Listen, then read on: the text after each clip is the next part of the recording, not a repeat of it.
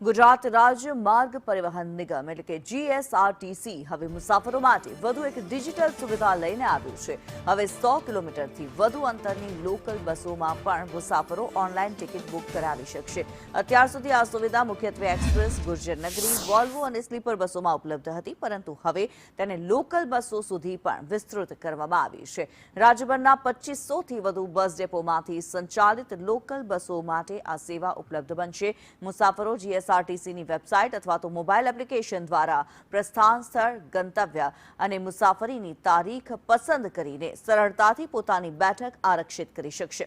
Online ચૂકવણી બાદ મુસાફરોને ઈ-ટિકિટ SMS અને ઈમેલ દ્વારા મળશે, જેને મોબાઈલમાં દર્શાવીને અથવા તો પ્રિન્ટ સાથે મુસાફરી કરી શકાશે। આ નવી વ્યવસ્થાથી તહેવારો, વેકેશન અને વ્યસ્ત સિઝનમાં ટિકિટ માટેની લાંબી લાઈનોમાં રાહ જોવાની જરૂરિયાત ઘટશે અને મુસાફરોને સમયની સાથે વધુ પારદર્શક અને સરળ મુસાફરીનો અનુભવ મળશે।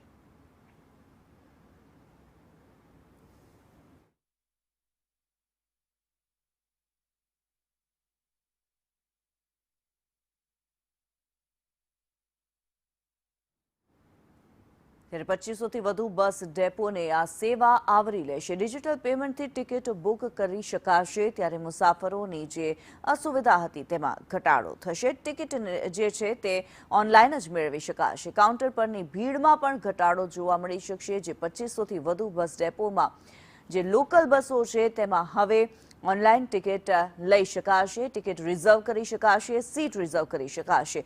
મુસાફરી પહેલા બેઠક ઓનલાઈન પસંદ કરી શકાશે। ત્યારે વેકેશન દરમિયાન ટિકિટ બુકિંગ પણ હવે સરળ બનશે। તહેવારોમાં કન્ફર્મ સીટ મેળવવી પણ સરળ બનશે।